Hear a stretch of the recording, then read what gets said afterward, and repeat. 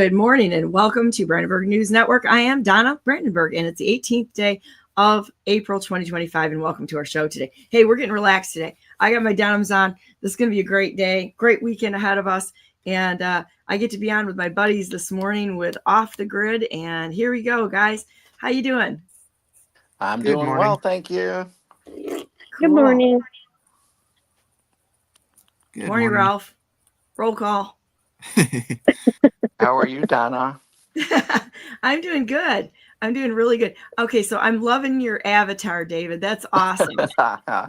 So if people don't understand this, we're all friends. Okay, we all know each other really well. And David is completely obsessed with Indian arrowheads. Yes. And, yep. and tell the story about this, David, because this is hilarious. Well, this one I was about a month ago. I was walking in the park and I looked down, and there's a 10,000-year-old arrowhead sticking right out of the ground. Nothing else, just that in the mud, and it's sticking straight up. And like, I don't know, there's something. It just because I like looking for arrowheads, and I wasn't really looking. I was just walking, and it was sticking out of the mud, and it's just in a very strange place, in a park. And I don't know. I kind of relate it to my seeing 17 everywhere. And every time I pick up my phone to look at the time, it's 17. And the day before yesterday, I was at a restaurant in the valet parking. You know how they give you a number? It was 17. Oh, that's wild. Out of hundreds of cars there. It's like comes up everywhere. And I'm like, well, maybe if I think of arrowheads really hard, it'll show up and there it is. And like, you've looked for them your entire now I'm life. thinking about gold bars. That hasn't worked yet. And you've been thinking about arrowheads, wanting to find one for your entire life. I did. I've looked for years and years and years, and finally last fall I found one on a farm field. After years and years of looking and like putting in some serious time, and I found one, and then I just happened to find one a couple months ago too. So that's good. So now I'm trying to switch from arrowheads to gold bars and gold coins. I like the way Wouldn't you that be think. amazing if you could just think of something and it just comes there? Sometimes it works that way, by the way. It does work that way? Yeah, it's pray with faith, and God hears our prayers. It says you got to pray and pray that it's already happened with gratitude. Oh, interesting. I have to work on that one. Okay. Yeah, actually kind of biblical, but it is. I have a quick story for it because I do have to leave a little early because I'm traveling. But where I'm staying down in Florida, it's very international. There's people from everywhere here: Canada, Europe, and South America. And this guy came up to us yesterday evening, and he said, "You're not going to believe what what my son's boyfriend wrote a letter to Trump."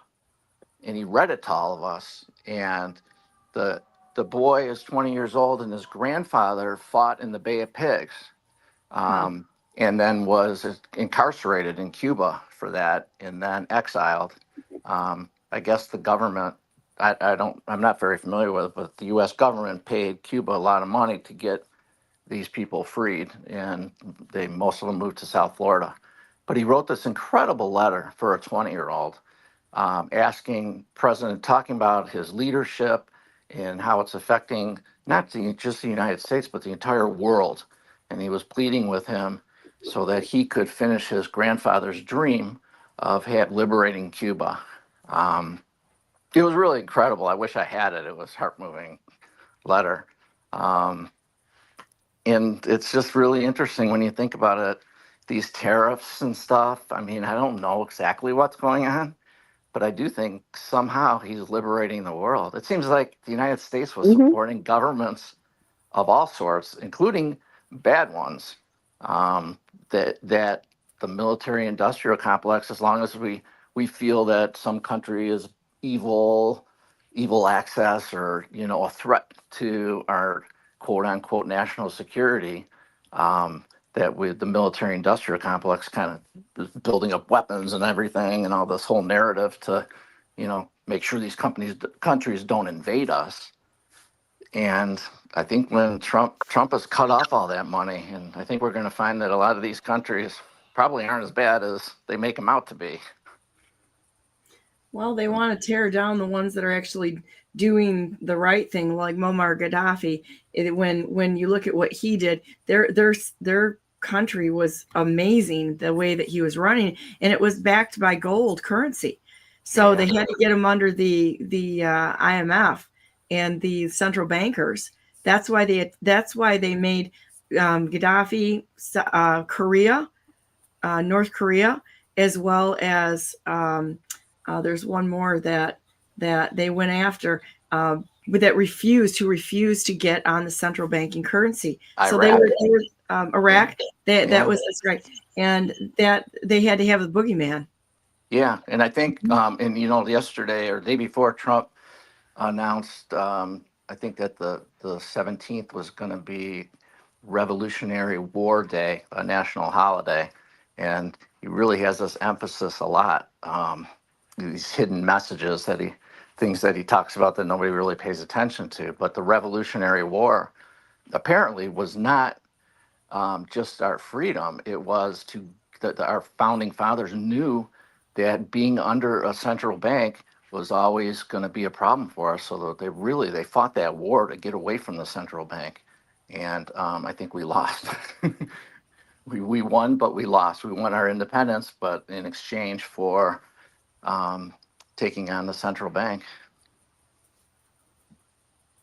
Well, and I think a lot of this is going to come out in time, that we've truly been infiltrated. I want to play this a minute. I played it yesterday because I don't know if you guys saw this or not, but this was the Easter message from President Trump. But what's really significant, the whole message is significant, but I want you to listen to the hidden messages in here, okay? And then we're going to talk about why that's important. Hey, Greg Laurie here at the White House. We just had a wonderful evening with the president. He took a lot of time with us. He shared some amazing words with us about the resurrection of Jesus Christ and the importance of his death on the cross. And being here with you in the middle of Holy Week as we remember two of the most monumental events in all of history, the death and the resurrection of Jesus Christ.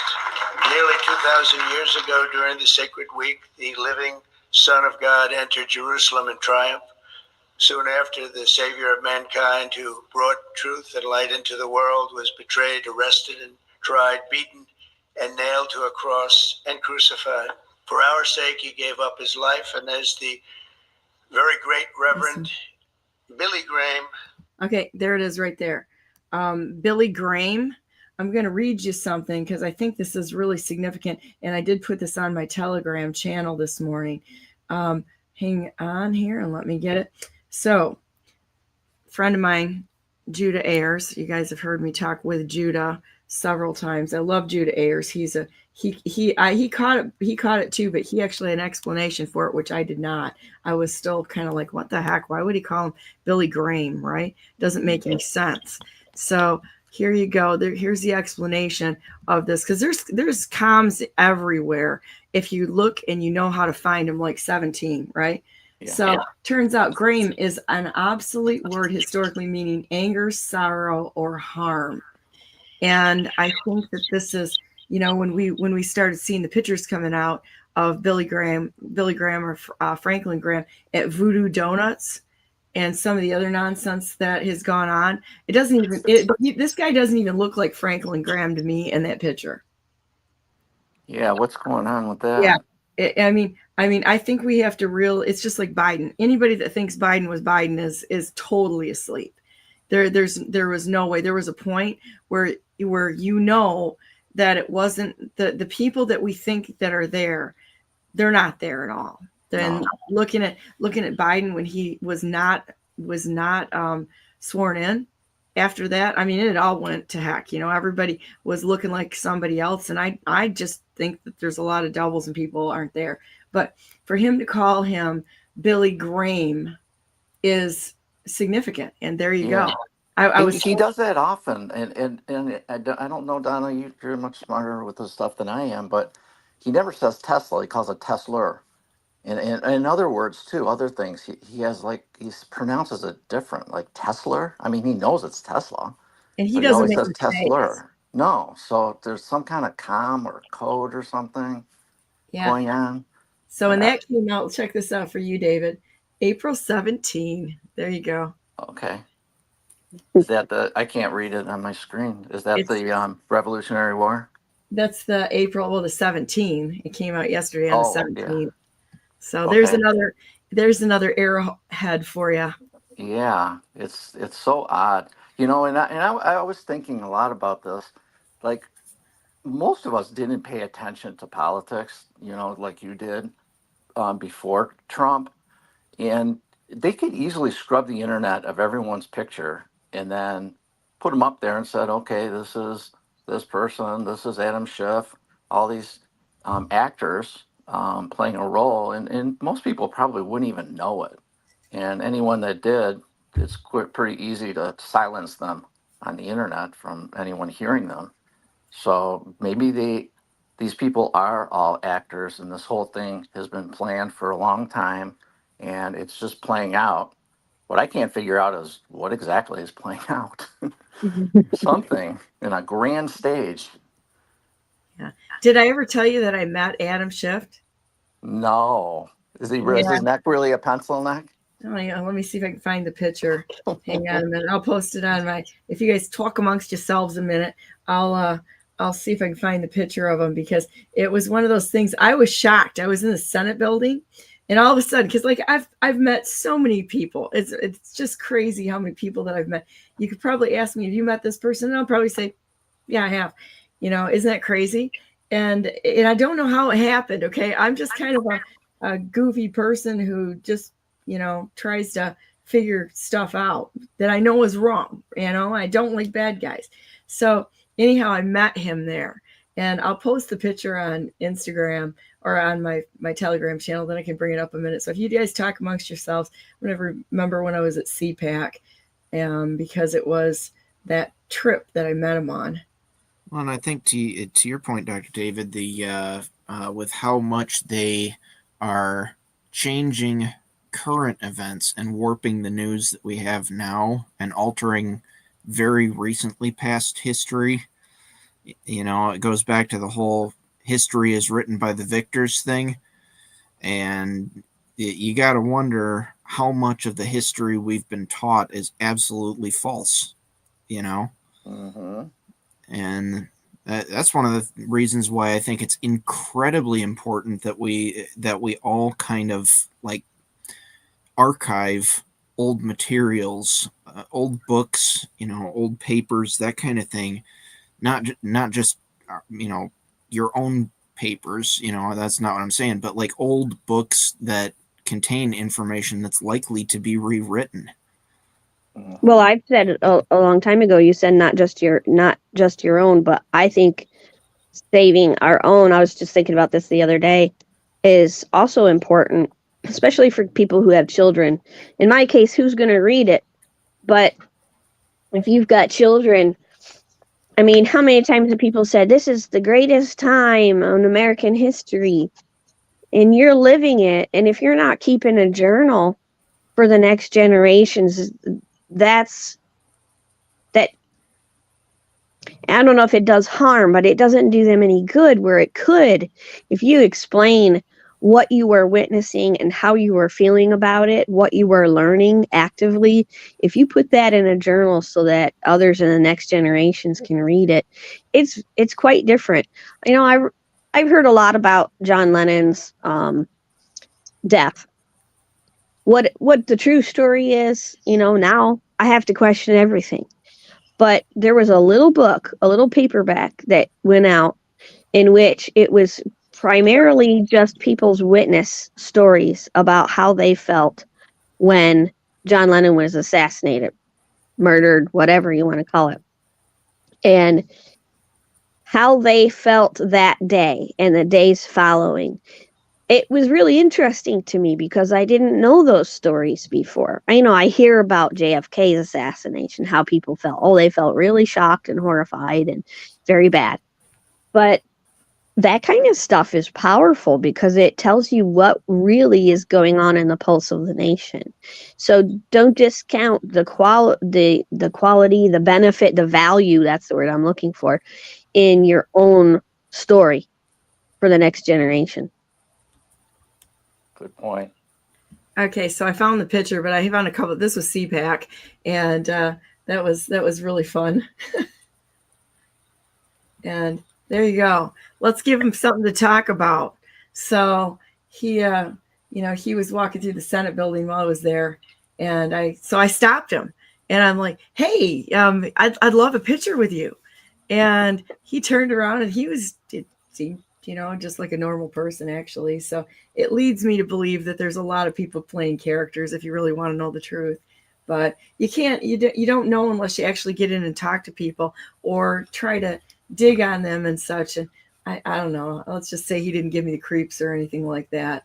So I really do think that there's a lot of good guys playing bad guys and bad guys playing good guys. But I don't know. I mean, the actions that Adam Schiff has taken have absolutely are deserving of treason. No two ways about it. Got to meet Rick Scott on that trip too, which was fun. There was a post I shared a few days ago in which someone said, I don't know who these people are, but there are some people who played roles in this war that will never get. Oh, it was Brian Cates who shared it. Mm-hmm. They'll never get probably ever the public accolades that they deserve. But he said, it may not have been him quoting it, but the idea of thanking them for right now, whoever you are, thank you for your service to this country. And I thought that was pretty cool. Well, and I think, like I said, I think that when Q said we're watching a movie, you can kind of see if you're paying attention. Oh, I did another post. Let me grab this other post a minute. You can actually see what's kind of going on here. Let me see if I can go back and get it. Well, it's kind of like I've talked about the hacking of the Iranian nuclear program, and how I am absolutely, that is one of the most impressive hacks I think I've ever seen. I would love to meet the guys behind putting that chain of hacks together, because it's some of the most brilliant work I've ever seen, really. But the greatest honor that I could ever give them is to never know who they are. For them to be able to stay completely in the shadows and have no one ever know who they were, that's the greatest honor that those guys could ever have, because of the kind of work that they did. Mm-hmm. Yeah. So there you go. This predictive programming on 9/11. Something happened a couple of days ago, and I can't put my finger on exactly what it is. But a couple of days ago, there was a shift again in the narrative towards truth. So something big is going to come out, and I think it's going to be fairly soon, because the shift was huge. So we're going to keep our eyes on that. And these are some of the things that I'm watching. Now a minute, let me get that on there. Oh, we've all seen that. There you go. 2 planes, 3 buildings. Do the math. Yeah, doesn't make any sense. And we've already had Richard Gage on and others going down this path. But keep your eyes open on this, because I can't tell exactly where this is going, but I'm seeing an awful lot of information coming out on this. On Tuesday night, the Badlands Media did a show, what's it called, where they review movies, and they did Top Gun Maverick, and they had a general or Lieutenant General Quast on there, and he said that the war we're in now, and he was specifically discussing the COVID scamdemic, he said that is so much bigger than 9/11. We have kind of an obsession with 9/11 in like JFK, like the public has been obsessed with that for years because there's so much that just doesn't seem right. It's harder to get the true evidence on that than it is for 9/11 because there are so many witnesses to that, and we're so much more capable now of learning and sharing things. But he said, people are like, well, yeah, that COVID, it's too bad that happened, and that people took the shots and stuff. And he said, that's the wrong attitude. We are in an absolute war. They murdered and attempted to murder many more, and they're still doing it. Like I just heard recently that a 9-month-old baby can have 3 COVID shots these days. People are still giving it to their children, and and it just boggles my mind. I'm like, every time I see somebody wearing a mask, I'm like, really? Still? It's still happening. We are still under assault, the American people and globally. Like Dr. David said earlier, Trump is changing the world. He is helping people to learn about their own sovereignty and strive for it. We just really got to see that we are, people say, we're in a war. Well, what are you doing? You're sitting at home doing nothing about it. You're not even telling your grandkids, hey, look at what's happening around you, children. They try to protect them from everything. No, tell them the truth. Tell them the story. Tell them, we don't have bomb shelters in the schools here in this country, but we're giving them shots in the schools in this country. There's an assault and a war going on in every space here still. And you want to talk about 9/11 like it's the big deal of the century. And the brainwashing is still in effect. By the way, not to change it too much the subject, but there's something called File 17, which is a classified document on 9/11. The number 17 again. Oh, that's wild. Yeah. Did you see? I sent you guys a text. I did, and I put it up there. Hang on, let's go back to this. So this was shown. This was over. Oh, hang on here. Here we go. That was a quick story. We went to look at Mar-a-Lago because we were curious after Donna, you told us about all the security and everything. So we drove around it. Sure enough, the security is just unbelievable. I've never seen anything like it in my life.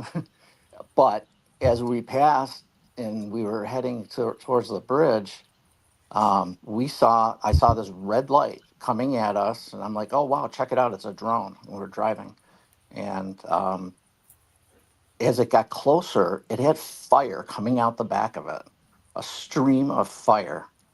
And unfortunately, we didn't get good pictures of it, video. But as it went over Mar-a-Lago, it literally went black. But it had a stream of fire. And these are the best pictures I got, unfortunately. And nobody would believe me if I didn't have this. Like, what the heck was that? It was unreal. I've never seen anything like it in my life. Huh. And that's like a missile. That's too far away from SpaceX. Why would it go over Mar-a-Lago? Yeah, that's weird. Yeah. Oh, there's so much that we don't know. I don't know if I showed you guys this post, but one of my friends who has a lot of military connections gave me this a while back, and I did put it in the Telegram channel.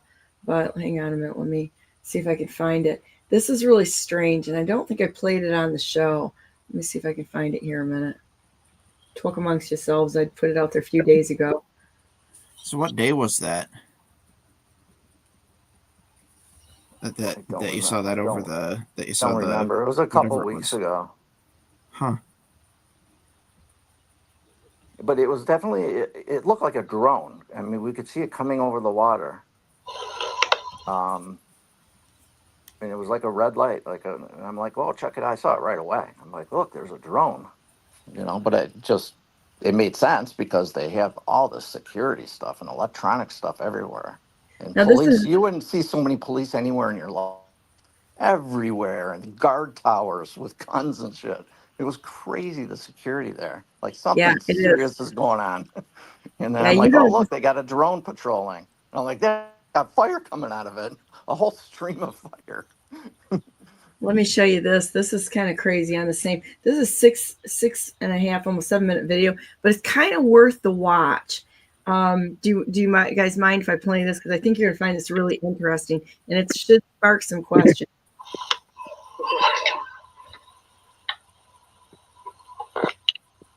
So you got to stick with it a little bit, but it's kind of worth it. What is that? What the hell?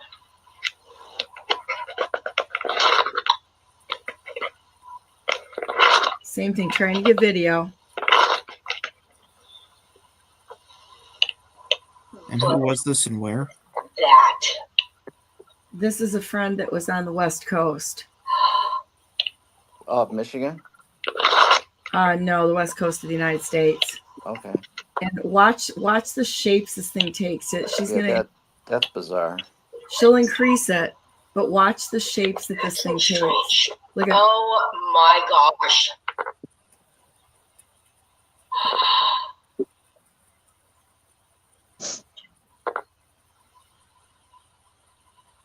Go ahead and try to explain it. Could that be a group of drones? Not like that. Is this over the ocean? I don't know exactly where it is. The friend that I got this from is from Oregon. Wow. And he completely believes that this is like multi-dimensional. I mean, how do you explain that? You just don't. And it just keeps going on and on. Changing forms and such.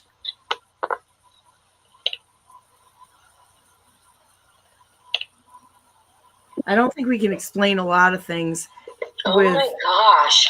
in the material world. I just don't. I think there's a lot of stuff that we can't explain. Well, we have technology that's, out of this world. And have you guys ever seen the Hillsdale video of that guy from Space Force? He said that we have unlimited energy currently from space, and we can transport anyone anywhere in the world or anything within 1 hour. Yeah. Isn't that wild? They could be testing that type of thing, the military. That is really crazy. Yeah.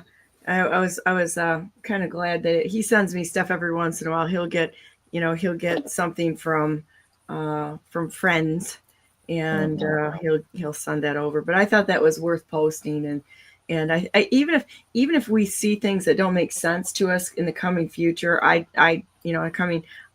don't think we need to be afraid of anything. We just need to stand on our faith and such.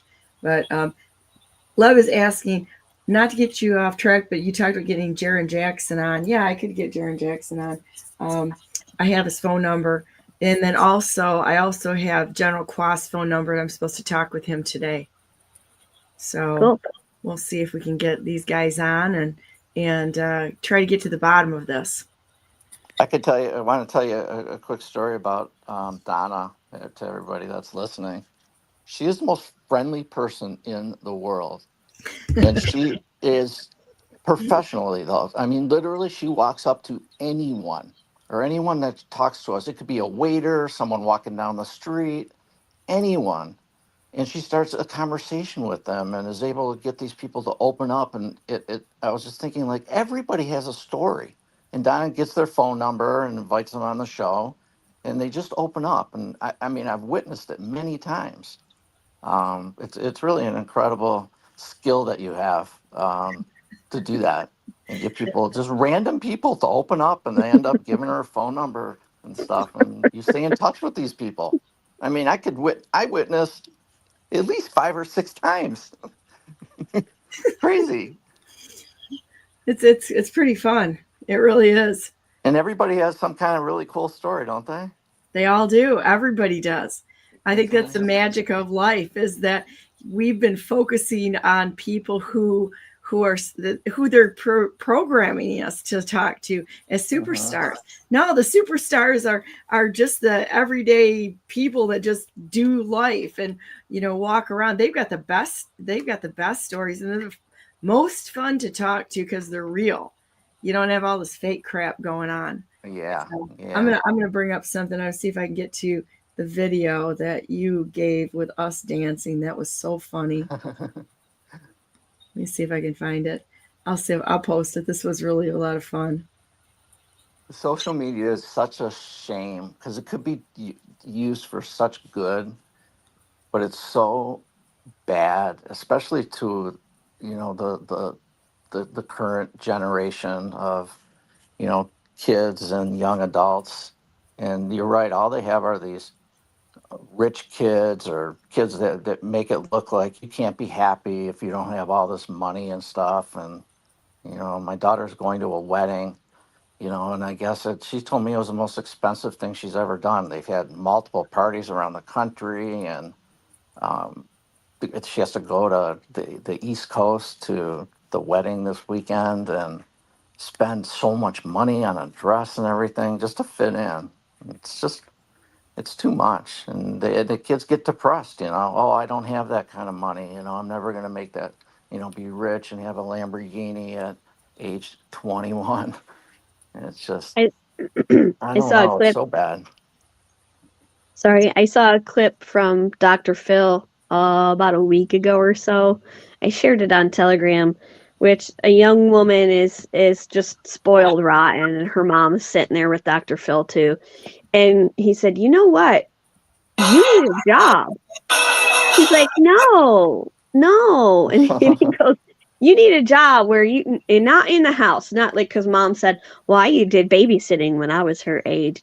Because she's like, "Well, I need a certain type of car and I need a certain amount of allowance," and it was not, you know, $5 a week. It was more like $1,000 a week or whatever Oh it my was. goodness. Because I want this and I want that and I need these things. And Well, he go says, "No, work I think you for need a it." job out of the house, like, you know, go to a fast food place or something." And she's like, "No," and she starts crying like a little kid. She's like, "I can't work." Oh my gosh. It was really pathetic. And her mom and the audience is just shocked and horrified and kind of laughing. And her mom is just like, "Yeah, yeah." Like, you see what monster you've created by spoiling her thus far? Like the concept of work was so foreign and abhorrent to her. I can't work. Yeah, it's And sad. those sort of tendencies are taken advantage of by the social media, but they've existed for a very, very long time. I mean, heck, look at the trend of rental pineapples when those started getting imported to Europe, and that was such a status symbol. But I don't even know what you're talking about. Oh, what is that? when pineapples first started getting imported to Europe, they had to bring them in from so far away that they were very rare and very expensive. And so there was a trend to rent pineapples basically as decorations for parties to show your status of being able to own one of these exotic fruits. Yeah. When they were still just renting them, and they were still pineapples, it's fruit. They were going to rot fairly quickly anyway, so they couldn't even use these things as rental items for very long. But it was one of those like useless status symbol things that people paid money for. Yeah. And it's the same kind of thing nowadays with the way that social media feeds into that addiction and ego building. In China, they're not even allowed to status. go on social media. The kids, they can't use the TikTok. It's banned. Because it's a weapon. It's a weapon of war. It's a weapon against people's minds. It is. Especially the youth. This was and when I was staying with David and Jeannie in Florida, and this is David's dad. And I gotta tell you, Michael is the most adorable person on the entire planet. I love Michael. How old is your dad, David? 86. 86. So we went out and I had made it up in my mind that I was going to buy him a Gulf of America t-shirt because he absolutely lives President Trump and Elon Musk. Okay. Is adorable. And he's sharp as a tack.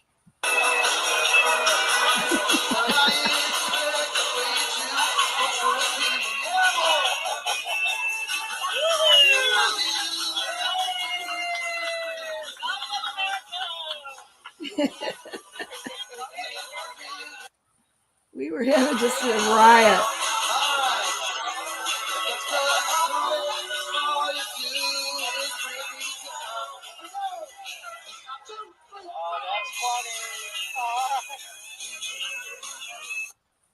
So we were having a riot, and it was really shocking, wasn't it, David? How many people were cheering and laughing? Exactly. I thought it was really cool. It was really fun. A lot of people enjoyed the Gulf of America T-shirts too. Yeah, it was like an impromptu party. The news will make you think like half of America is against Trump and everything he stands for. Well, not half of the people that were around us, just random people out to dinner and stuff. They all seem to be loving it. Yeah, we just made a party wherever we went. It was great. Mm-hmm. So, too fun. Well, let's see. Where else do we want to go this morning, guys? Well, one thing I was kind of thinking of, too, with what Karen was getting into with COVID is I think a lot of the hardships that we saw surrounding COVID at the time, there were so many of them that were artificially induced just to make it painful on all of us, to try and make it a bigger deal than it was. I think we're going to see the same kinds of things by politicians and some of these big corporations that are so desperate to cling to power that they're going to, I think, do the same kinds of retaliatory things on the American public regarding these tariffs to try and break it by making things difficult for people where they shouldn't be. You know, I think we're going to see some of that coming up. And I mean, like, one of the things that happened during COVID too that had an enormous impact on things, but the actual root cause was misattributed, was the chip shortages for electronics, and how, we can't get microchips because of COVID, and the factories are shut down and we can't get things through the ports and this and that and the other thing. And no, if you actually start looking at why we had chip shortages, we had a whole bunch of the major chip manufacturers had their factories have mysterious fires that were then not investigated in basically every country that had chip factories except for one. And so Japan and Taiwan and South Korea all had like major chip factory fires. You didn't really hear about that outside of the certain circles of the tech community. And then you start looking into it and it's like, yeah, these were major fires in factories that are highly dependent on processes of using water where they have to rinse off photoresist and stuff. These places are filled with good water supplies. Why did they burn down? And all within like a 3-month period. But then it got attributed to COVID instead of weird fires that popped up out of nowhere and were subsequently not investigated and targeted every country but one. And I think we're going to see the same kinds of things happen again with the tariffs, of specifically trying to inflict pain on the American populace or spinning other things as being due to the tariffs that aren't. Yeah. Makes sense. Well, the retribution is going to be there. It's just like every time they want to shut the state down, what are the first things that they cut? They cut things like the parks, being able to use the parks that the state had. They hit us with the things that we love, and they weaponize that. Yeah. Yep. And then they'll spend extra money just closing down the parks. Not just cutting maintenance. In a lot of cases, they don't even cut the maintenance. They just close them down so that the American populace can't enjoy the parks that would otherwise still be there. Well, where you really could see it is with COVID and how much money they gave the school systems for shutting down, which it should have been less money, not more. And there were some of them that got just an unbelievable amount of money The Grand Yeah. Rapids school system, I think, had $1.25 million given to them for the shutdown. How do you explain this to me? And then Detroit, which has a smaller population than Grand Rapids, Detroit proper, they got $40 million. They don't have that many students.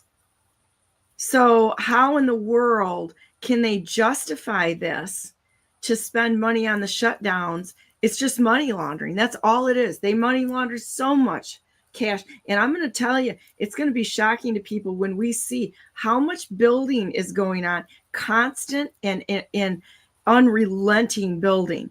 The developers are getting the benefit of it, and we're paying for it in increased taxes. Plus, we have to jump on the bandwagon and fund the infrastructure improvements. I've been saying this for a long time. If we had to do the jobs that they're doing across our nation and in our cities or municipalities and such, if I were doing a job like that, I would have to post a bond. These people will refuse to post like a $10 million bond minimally per project to pay for the infrastructure. No, they throw it right on our backs. And this is where the criminality in our townships and municipalities is really where it is. These people do not run the game. They're taking orders from the state, and the state is taking the orders from the bankers, and the bankers are paying for the politicians to be in office. It's all a money game, every single part of this, and it's all working against us. And I kind of tend to think that, for off the grid purposes, I think pretty soon here, this is where some of our off the grid skills are going to start getting called into use, is from the retaliations from these tariffs.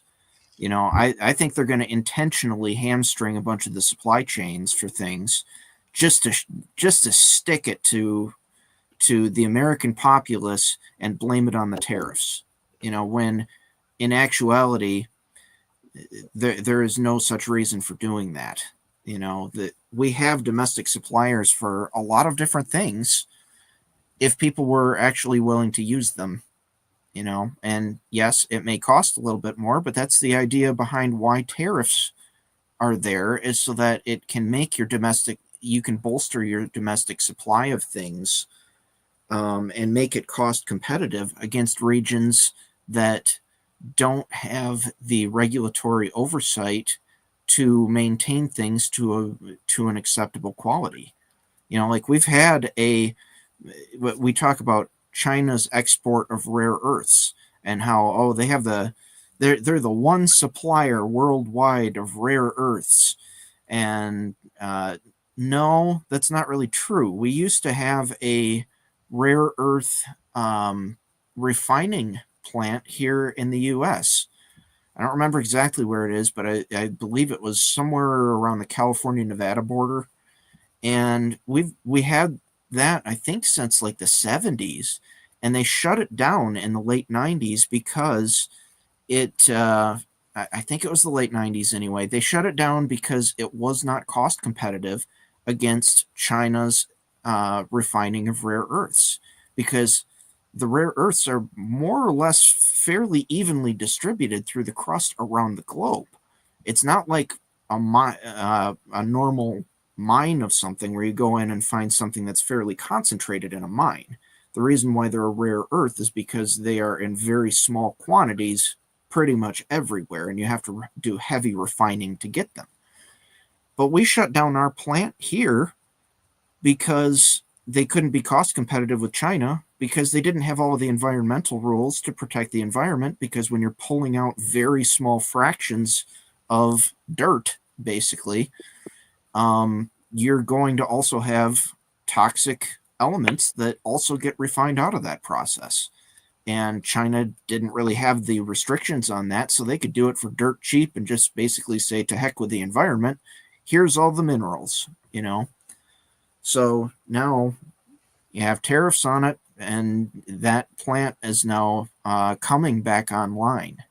They've announced that, and they figure it's going to be several more years before they can reactivate it, but it's coming back online again, which is, national security wise, that's a huge win for us. Well, you brought up a really good point that the rare earth minerals are distributed pretty much equally across the globe. Well, that goes the same with gas and oil. This has been when the Rockefellers really defined the term fossil fuels, which is an erroneous term. They're not fossils. It is not fossil fuel. They did that in order to push the law or the issue of scarcity, which made people believe whatever they said. So we have more petroleum products, gas and oil in Colorado than they have in all of Saudi Arabia. And so why they will refuse to tell people that, I don't know. There is no reason for the nonsense that we have going on right now, let alone do we need it at all? And can we employ free energy? There's enough evidence out there that hydrogen cells would pretty much work, and there's no real risk to them. But one of the things you brought up was tied into this, called a keiretsu. And a keiretsu is a set of companies with interlocking business relationships and shareholdings that dominated the Japanese economy in the second half 20th century. In an legal sense, it is a type of business group in a loosely organized alliance. And what it really is all about is they set up these legal monopolies. So you could never do this, but what they do is they each take a part of it, and they literally decimate anyone coming in to these industries because they have an associated monopoly. That's the best way that I can describe it. So I have some real concerns on this because of the people who are, in fact, running for governor of the state of Michigan. I believe one is definitely part of a keiretsu, and there's also a foundation having to do with children in Detroit. And I'm going to tell you, they keep coming out like this. I'm gonna just burn it right to the ground, because we can't continue to have these people who are set in place in order to take captive this nation and just enslave us all, because that's what's happening. They've already. Well, I think Ralph is right about how they will try to blame. They'll make hardships, try to blame Trump with it. And Ralph was pointing out that they'll blame the tariffs, but remember what they always say is Trump's tariffs. It's Trump's admin. It's Trump's chickens. It's Trump gas level. It's always Trump's this and Trump that. That's who they want to blame. They want everybody to hate him so that they will not trust him, not believe him. No, he's telling us the truth, and there's a lot of things that he will twist and turn a little bit because he has to. But yeah, I think he's right that they're going to try to blame other things on the Trump actions. But the nice thing is the people see it more now. They see the narratives, regardless of what the message is. They're looking out for the narratives more than ever before. Those people who have figured out that they've been lied to in the past are expecting lies now. And so it doesn't have the same effect as it used to be. You know, I don't think if they tried a pandemic, which they might, they're still working on bird flu, and now it's measles, it's not having the same effect as it did before. People are looking at RFK Jr. and saying, well, what's he talking about? As if he supports the measles vaccine. He's spoken out against it before. Well, then what is he doing? Do you think he's flip-flopped? No. He's playing the same game that Trump is playing. And if you know that going in, then you're not so shocked when he says something that seems backwards. You're just going to look at it in a different way. And you're not going to believe it when they say a child died of measles. You're going to go, well, no, what's the rest of the story? And that's what people are doing. They're asking for the rest of the story. What's really going on with mining of metals or whatever it is? What's the true story here? Because we know they're going to lie to us. Anything that they're trying to put on Trump's shoulders is probably a lie. So let's work back from that and to try to find the truth. People are not going to be so easily swayed nowadays. And I think that's wonderful. We got a ways to go yet. I mean, we still do have people wearing masks, but it's different than it was a few years ago. Well, and I think that's true. And the more we talk about all of these difficulties and what to look for, so that we can hold them accountable and stay away from it, like the Kretzus and such. That is the supply chain right there, and directly relates to the tariffs. But we have people within our nation that are part of this, and we can't ignore the end game. Does that make sense? Yeah. Yep. Yeah. So it's kind of all, and to your point, Karen, we are so much smarter now than what we were, more knowledgeable, maybe is a better word, on what they were doing. We're not the same sheeple we were years ago. And every one of us was part of it. At one point in time, we woke up and we said, this doesn't make sense. Why doesn't this make sense? And then do you remember when you woke up and you really realized what was going on? Did you get angry? I did. Oh, I was furious. Yeah. I still would have liked to see RFK appointed to head of the CIA. Would have been great to have a Kennedy in that position. That would be like poetic justice. Be hilarious. Yes. You never know. Things could flip upside down real quick, and wonder if they're all kind of working together anyway, or they're talking between departments, the good guys that are there. Because I honestly think when I was there in DC the last time, it was a ghost town. FBI building was empty. The CIA building, they were unloading something at one dock, but it was like nobody there. So wow. It was kind of interesting. The whole thing was really interesting. There were a lot more people in the Library of Congress, because that is my absolute favorite building there. I love that building.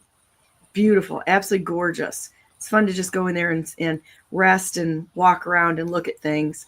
But I don't think that things are what we see anymore. So, to that point, Ralph, I think that would be hilarious and wonderful. Turn him loose. Let him go. Let him be the little fighting badger he is, because he's brutal in his fights. Well, I think if we go back even like to the Revolutionary War we were talking about earlier, everybody was affected on a personal level. and yet there were only so many people who were actually willing to fight or support the fight. That was a small percentage of the population. So here we are again. We have a majority, I believe, of people who are figuring it all out. I saw the other day that Trump's approval rating was like the highest, or close to the highest it's ever been, and it's more than 50%. How do you get that? You get that with people figuring things out. They don't support him if they don't see, So people are seeing the truth more and more. And as was said, I think Ralph said that it's the anger that comes out, or maybe Donna. People become angry. And anger is the energy for change, I once heard or read somewhere.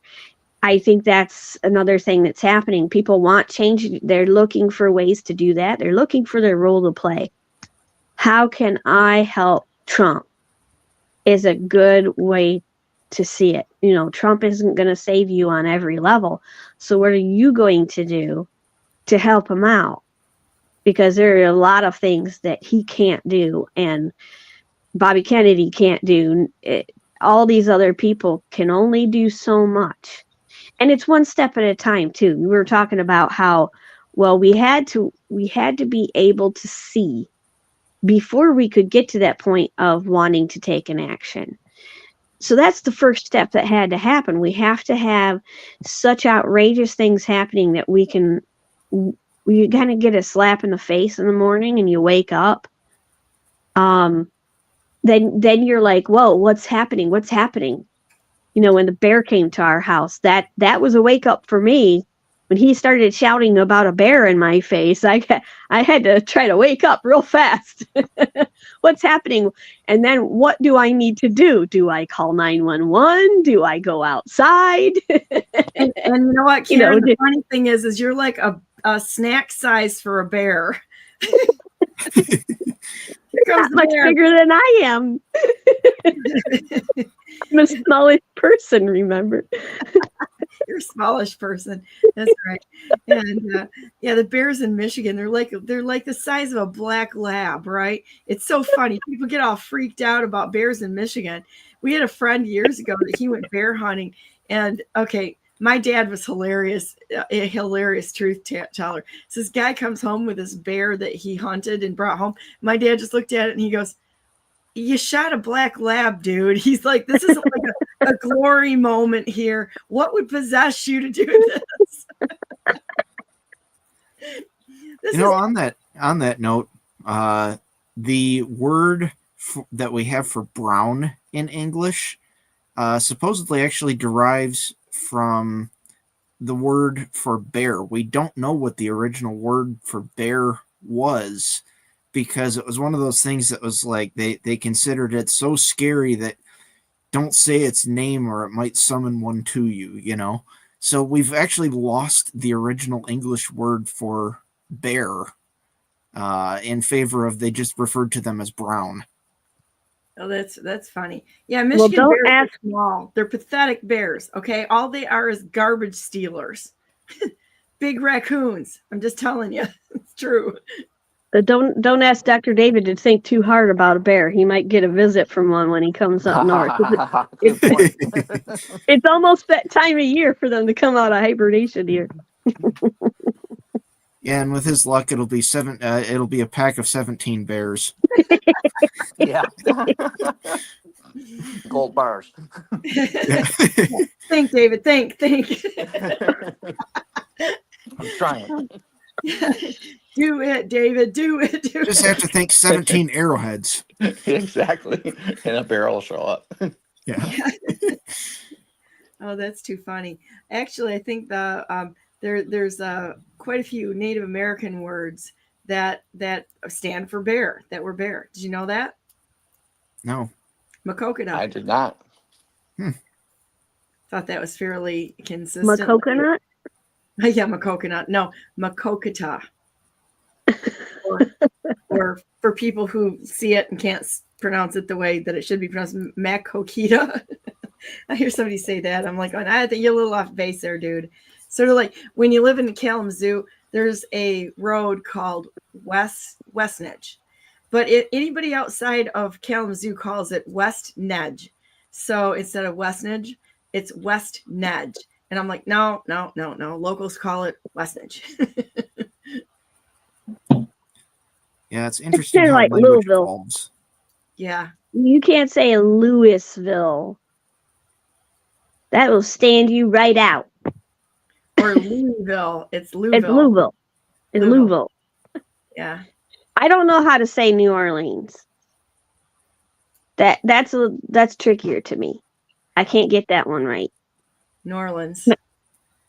If I go down there, I'll come back speaking the language. I think it's New Orleans. I've heard it as like Nolans. New Orleans. Yeah, see, it's more like that. I mean, exaggerated a little bit so you can hear the difference, but yeah. Well, it's just like Grand Rapids. If you're from Michigan, there's this guy that he's hilarious. He does things that are the accent of Michiganders.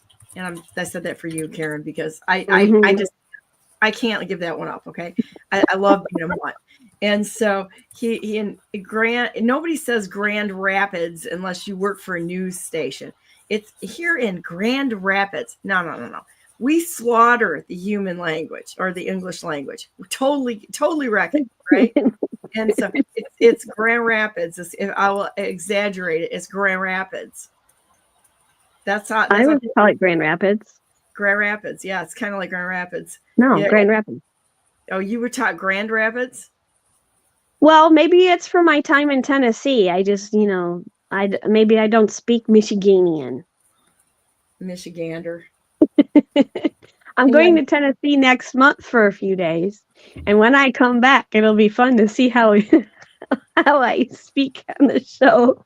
Because I can almost guarantee I'm going to have a part Tennessean accent. Oh, that's fun. I am going to pull up a website here of a guy that defines the Michigan accent, and it is hilarious.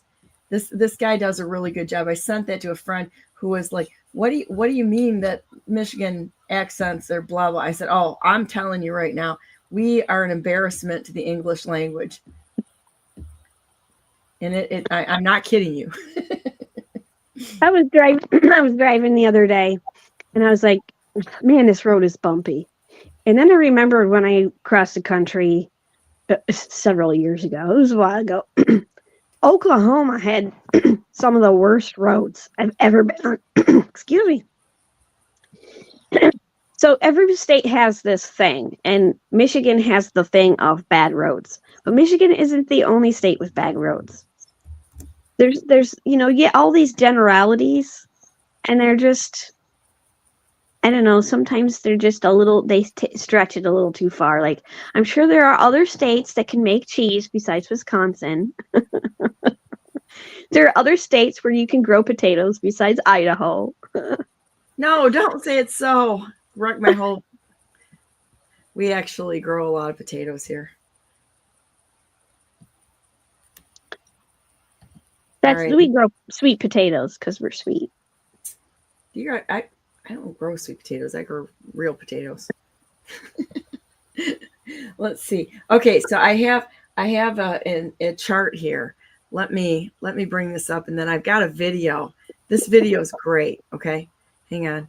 Let me see if I can grab this a minute, and we'll throw this in here because this guy is funny. Okay, he's hilarious, and I'm gonna see if I can bring him on. I think you'll enjoy this a lot.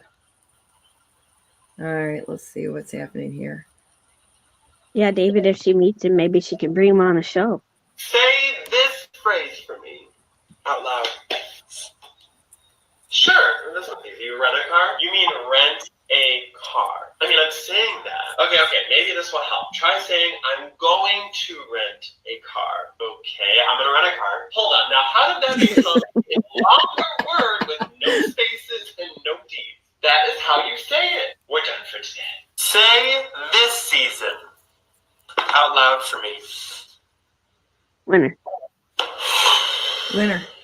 Winner? You're forgetting the T.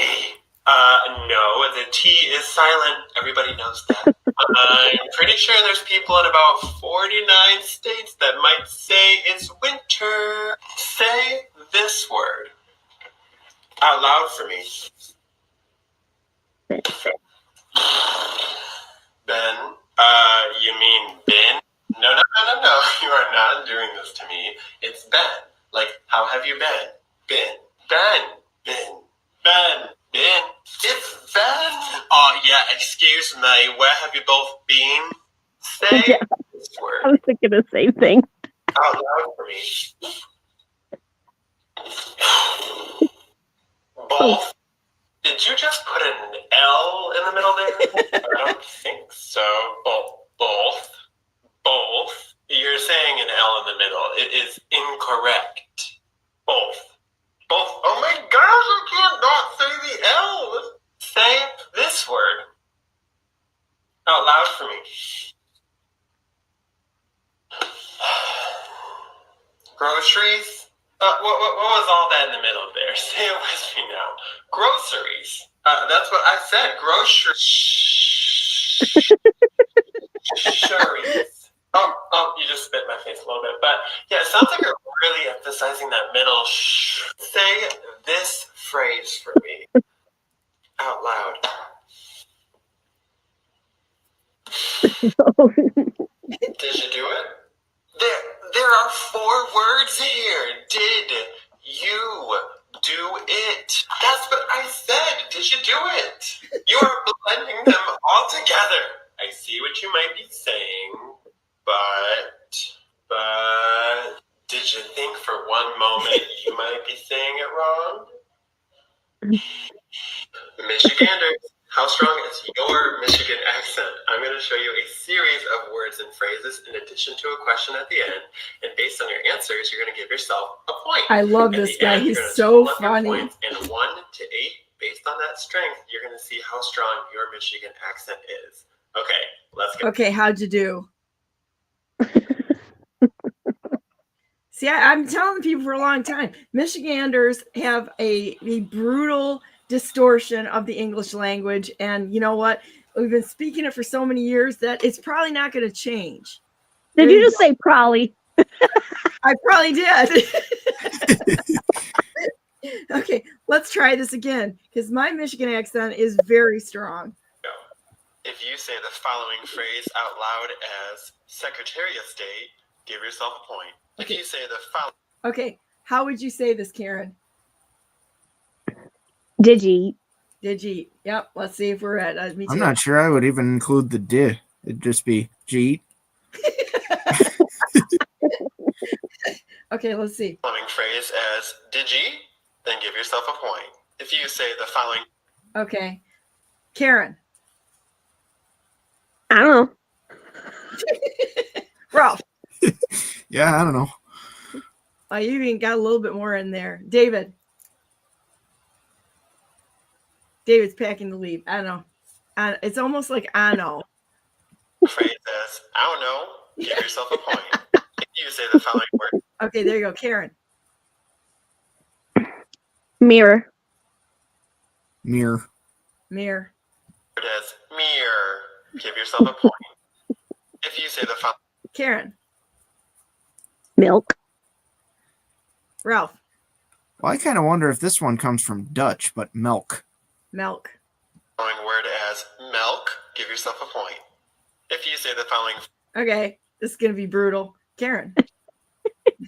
Well, it depends on if I'm shouting at the dog or if I'm just asking the dog to come over.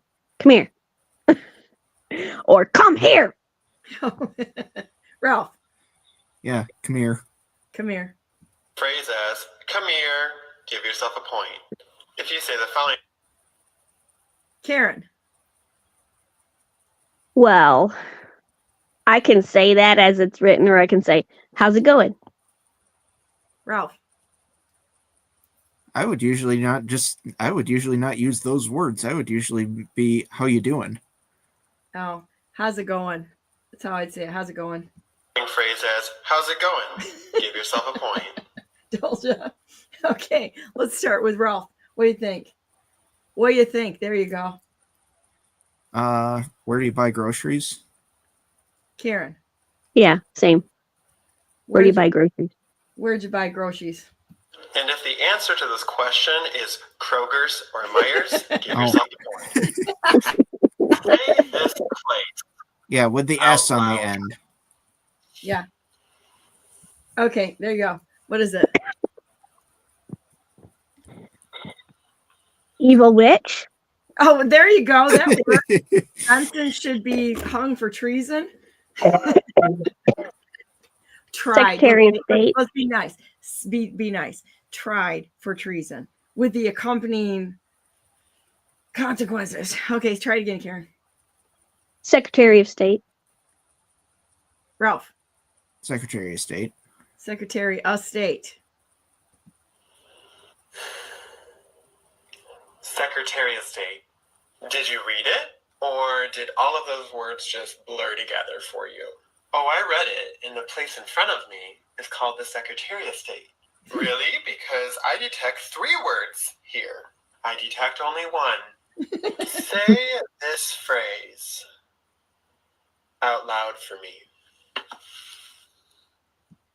Okay, so we're going back to that. That's the ano, okay? Yeah. So I think this is absolutely hilarious. I was explaining to a guy when I was in Florida a while back how easy it is to pick out somebody from Michigan because we literally don't say half the words, half the letters in the words. He was laughing so hard. It was hilarious. So I was hoping you guys would get a good laugh out of that. Yeah, it's fun. Okay, so hang on a minute. So here's another guide. And it's just fun. You know, sometimes it's nice just to get on here, be normal people, talk and see things and just have a fun time. Okay, here you go. Native Michigan. Okay. And here are all kinds of here is the pronunciation guide for Michigan. Okay, it's not Michigan, it's Michigan. Oh, there you go, Karen, for you. Michigander, Michigan native. Sorry. I go by the historical Historically true origins. There you go. So I think this is kind of fun. All right. So, well, guys, how about we say a prayer and head on to our day today, because I know we got a busy weekend this weekend with Easter coming up. Right? Do you guys have any plans? Just heading back to Michigan. All right. Say the K word you put in the chat, Karen, and not the Karen word, the other word. Kindergarten. Ooh. Oh, we've always said it like kindergarten or kidney garden. I've heard a lot. Like you have a garden for kidneys. That's The actual word, when I started typing it, I was it's like kindergarten. Kitty garden. It's kindergarten. How about this from me, who apparently has the strongest Michigan accent? Kindergarten. Yeah, that's more how I would pronounce Kindergarten. Yeah, that would probably be the strongest Michigan accent right there. Probably. I have a long medical word. Okay, what's your long medical word? Subacute bacterial endocarditis. Perfect. Oh, that's fun. I'm going to see if they've got that. Oh, here you go. Here's how they listed it in the guide. Oh no, kitty corner. Everywhere else they say catty corner, but we say kitty corner. Oh, yeah. And hockey. We all like hockey. For catty corner and too. 100. Yeah. Elsewhere in the U.S., catty corner. I got 100. Yeah, it's funny, isn't it? So, all right. Well, let's say a prayer, guys, and go into the weekend. And God bless all of you. I think it was so beautiful what Jeannie sent me, the blessing for everyone yesterday. Oh, yeah. I just love that. I'm going to read that a minute. So I thought that was just beautiful. I love Jeannie. Jeannie is just a wonderful person. Find it now. Okay. Blessing to everyone. This is according to Jewish customs, and I love this. Today is the day of blessing the people, Today is the day to bless the people you love. I bless you with all my love, with all my admiration, with all my respect. I bless your life. I bless your health. I bless your future in his entire aspects. May your house be blessed as you enter and leave it. I bless your work. I bless your spiritual life. I bless all your plans and goals for the upcoming year. Let us pray that it will always be like this. Today is the day of blessings. So take that. I was just like so touched. Of course, they called Jeannie right afterwards, and I'm like, I love you, sister. You're just beautiful. She loves you too. Jeannie is amazing. I always miss her when I don't see her, when I'm not down there. I mean, we've really had the privilege of spending some time together when I go down to Florida, and David, me, and Michael are just so gracious and hospitable that they invite me into their home. It's wonderful. Yeah, it's no fun without you. Aw. Well, who else are you going to dance on the road with? That's all I got to say. Nobody. That's for sure. Michael will do it. We can task Michael. Michael will do it. Yes, he'll eat it. Yeah, he'll eat it. Mikey. Hey, Mikey. Let's go dance. So, all right. So let's say a prayer, and we're going to go into our weekend. Is there anything you want to say before we go to that, or you want to do it afterwards? I don't really have much to say. Anything to say on Easter, Ralph? Oh, just I don't know. We covered a lot of that on Wednesday's show, I thought, and there's a ton of significance. Oh yeah, it was yesterday, wasn't it? Yeah. There's a ton of significance there. Been a long week. There's so much significance there if you just go through and read it. Read through, and don't just read the New Testament. Read the Old Testament too, because it all points. All works together. Then you understand what Easter is all about, and Passover. There's so many. So it works together. It's the way it should be. It's beautiful. Passover is incredibly significant, and it all ties together. It all points to each other, and everything works as one big cohesive unit. Just like we should be. All of God's children should be working together. There's no reason for this division. There's no reason for the division based on ideological differences. And, I'm just going to say it. No one needs to take anyone on as a project. We're here to support each other and be able to talk about what we find important. I get that. But to take people on as a project is kind of arrogant in the way that I see it. We should love each other the way that we are and help people speak the truth if we see them doing things that are not in their best interest, or if they miss something that we can help educate them or give them something to think about. But each of us are God's project. We're his child. And I think that's an important thing to go forward, respecting people, all people where they are. You earn the right to talk to people. You don't just automatically get to shove things down their throats. I don't care who people are. That's not okay. And to criticize or judge people based on things that we don't agree with, it's not okay. So we get there by working together, by finding things that we can agree on together, by giving each other grace and forgiveness, and realizing that we need it too. We're nobody's perfect. We're all a bunch of little kids fumbling around down here that God has so graciously said, yeah, let's do this together. And I'm going to make a way to do that. And that's when, once we find that way and we find that peace with God, we find that way to God, then everything changes. The entire world right now is in a tremendous amount of disinformation. And I mean, look at how many people followed Billy Graham. I'm the most critical of the Christian church out there because I'm a Christian, a believer in Christ. I am.